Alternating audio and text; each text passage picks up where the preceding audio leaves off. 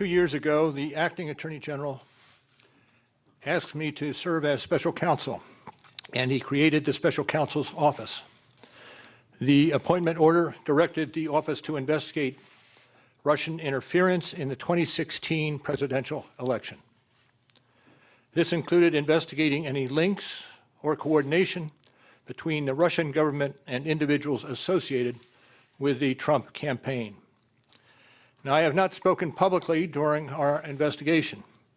I'm speaking out today because our investigation is complete. The Attorney General has made the report on our investigation largely public. We are formally closing the Special Counsel's Office, and as well, I'm resigning from the Department of Justice to return to private life. I'll make a few remarks about the results of our work. But beyond these few remarks, it is important that the office's written work speak for itself. Let me begin where the appointment order begins, and that is interference in the 2016 presidential election. As alleged by the grand jury in an indictment, Russian intelligence officers who were part of the Russian military launched a concerted attack on our political system. The indictment alleges that they used sophisticated cyber techniques to hack into computers and networks used by the Clinton campaign. They stole private information and then released that information through fake online identities and through the organization WikiLeaks. The releases were designed and timed to interfere with our election and to damage a presidential candidate. And at the same time, as the grand jury alleged in a separate indictment, a private Russian entity engaged in a social media operation where Russian citizens posed as Americans in order to influence an election. These indictments contain allegations, and we are not commenting on the guilt or the innocence of any specific defendant. Every defendant is presumed innocent unless and until proven guilty. The indictments allege, and the other activities in our report describe, efforts to interfere in our political system. They needed to be investigated and understood, and that is among the reasons why the Department of Justice established our office. That is also a reason we investigated efforts to obstruct the investigation. The matters we investigated were of paramount importance. It was critical for us to obtain full and accurate information from every person we questioned. When a subject of an investigation obstructs that investigation or lies to investigators, it strikes at the core of the government's effort to find the truth and hold wrongdoers accountable. Let me say a word about the report. The report has two parts, addressing the two main issues we were asked to investigate. The first volume of the report details numerous efforts emanating from Russia to influence the election. This volume includes a discussion of the Trump campaign's response to this activity, as well as our conclusion that there was insufficient evidence to charge a broader conspiracy.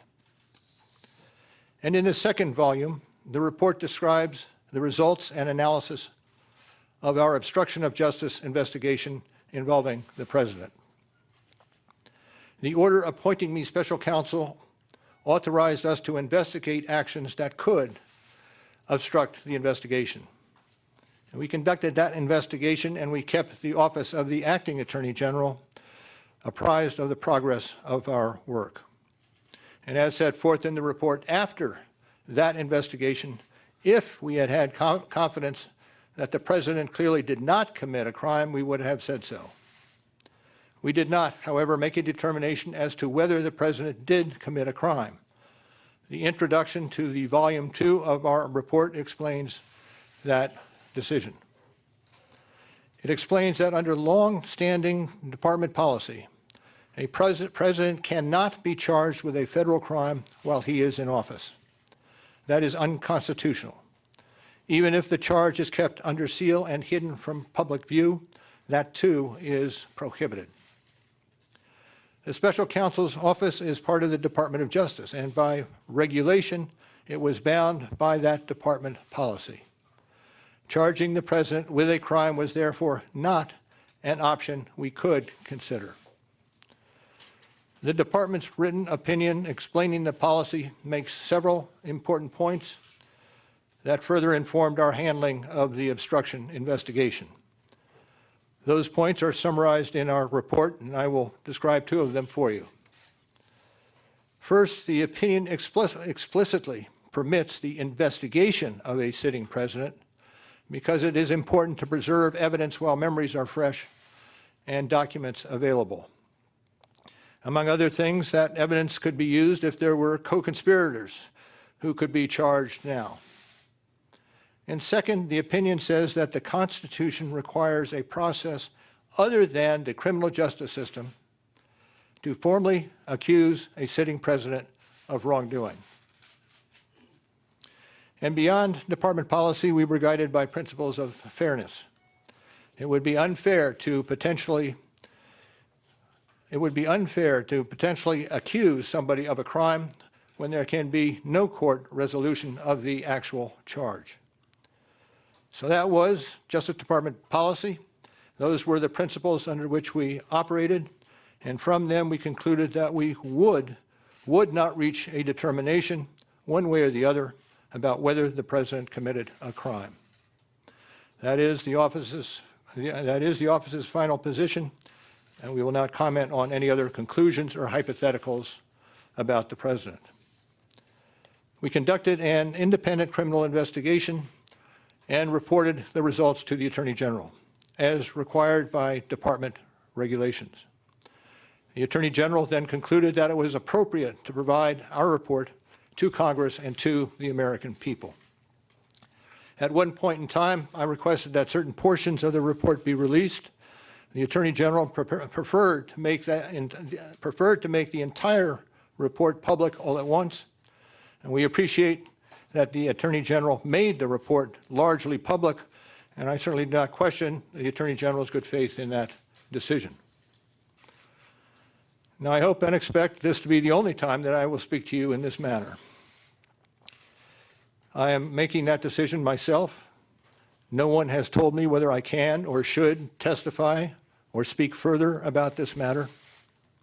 There has been discussion about an appearance before Congress. Any testimony from this office would not go beyond our report. It contains our findings and analysis and the reasons for the decisions we made.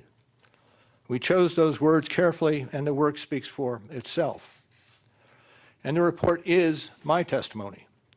I would not provide information beyond that which is already public in any appearance before Congress.